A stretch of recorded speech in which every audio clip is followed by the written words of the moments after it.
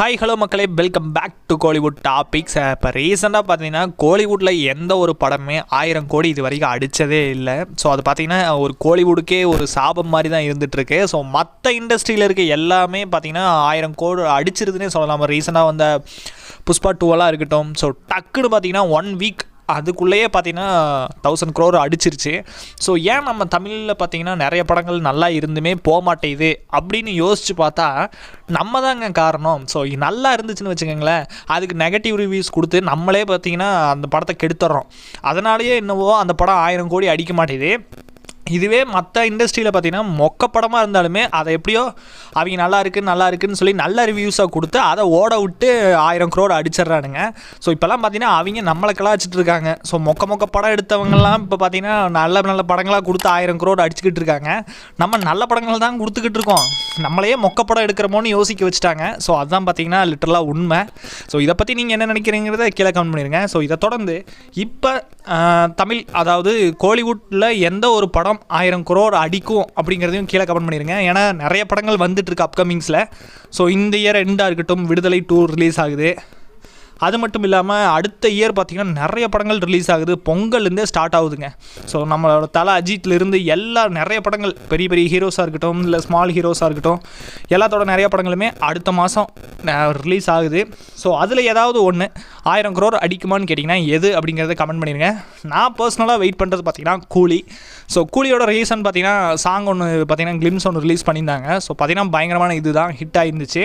So அந்த பாட்டு அனிருத் தான் ப்ளஸ் பாயிண்ட்லேன்னு சொல்லலாம். ஸோ நிறைய படங்களுக்கு அனிருத் தான் ப்ளஸ்ஸு. ரீசெண்டாக வந்த தேவாராவெல்லாம் இருக்கட்டும், ஏன்னா அவர் தான் அந்த படத்தை தூக்கி நிறுத்தியிருக்காருன்னே சொல்லலாம். அவ்வளோ அந்த பேக்ரவுண்ட் ஸ்கோரு பிஜிஎம்ஐ எல்லாம் மாஸ் பண்ணிடுறாரு. ஸோ அதை தொடர்ந்து அவரை பார்த்தீங்கன்னா படத்தில் யூஸ் பண்ணால் படம் ஹிட் ஆயிருங்கிறது இப்போ எல்லாருமே ஒரு ஃபாலோ பண்ணுற ஒரு ஸ்ட்ராட்டஜி ஆயிடுச்சு.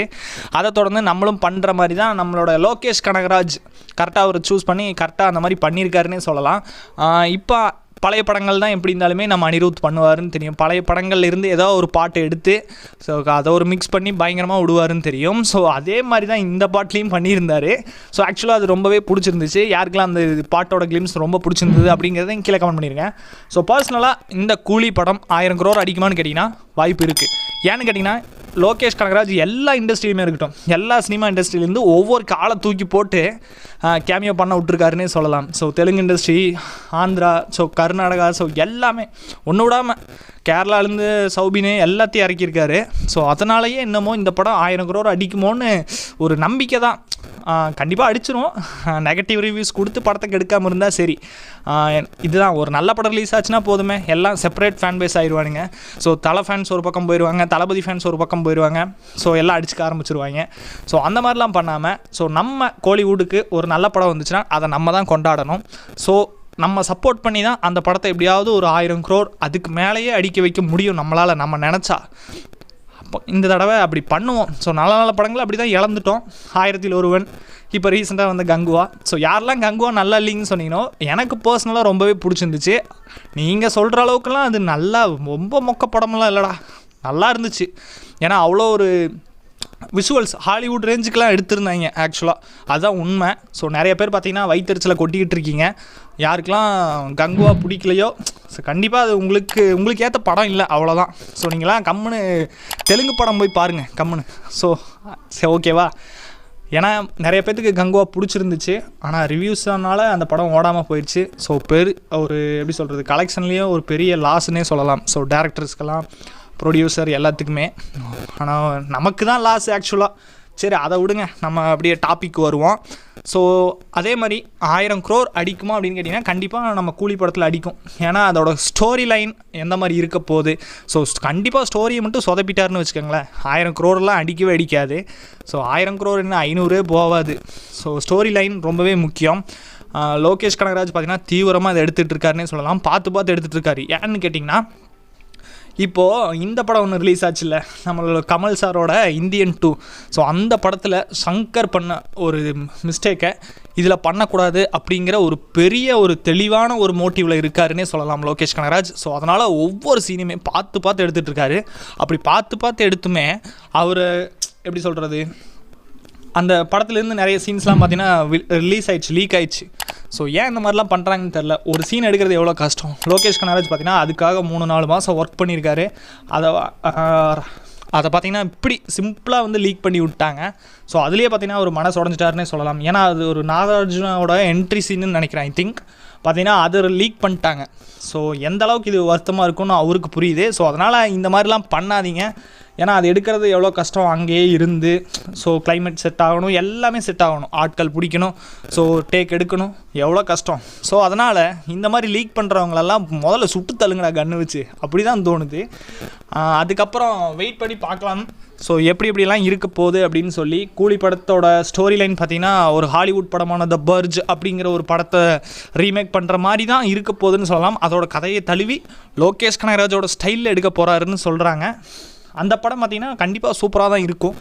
ஏன்னு கேட்டிங்கன்னா அது ஒரு நல்ல படம் தான். அதேவோட ஸ்டோரியை இங்கே எடுத்தால் கொஞ்சம் மாடுலேஷன் பண்ணணும், கொஞ்சம் மாற்றி அப்படியே லோகேஷ் கனகராஜோட ஸ்டைலில் அப்படியே 2 மசால் தூவி விட்டு எடுத்தாருன்னு வச்சுக்கோங்களேன், பயங்கரமாக ஹிட் ஆயிரும்.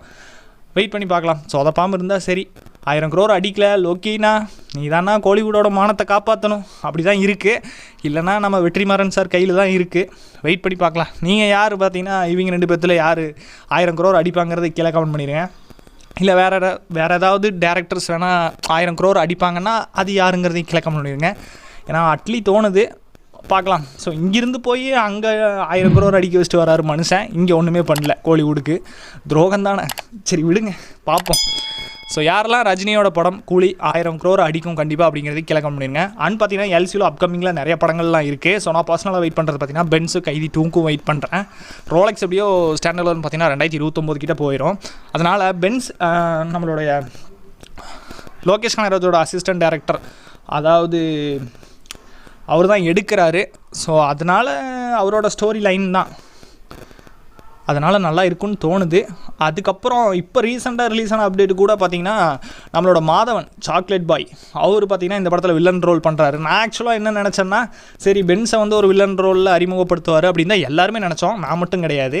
இதை தொடர்ந்து இவருக்கே ஒரு வில்லன் இருக்காருன்னு சொல்லி அறிமுகப்படுத்திட்டார் மனுஷன். ஸோ விக்ரம் வேதாவில் லாஸ்ட்டாக பார்த்திங்கன்னா பயங்கரமான இது ஒரு கெட்டப்லலாம் வந்திருப்பார் இறுதி சுற்றுலலாம். ஸோ அதை தொடர்ந்து நான் காட்டுறேன்டா ஒரு கெட்டப்புங்கிற மாதிரி ஒரு மாசான ஒரு இதில் இறக்கியிருக்காருன்னு சொல்லலாம் இந்த படத்தில்.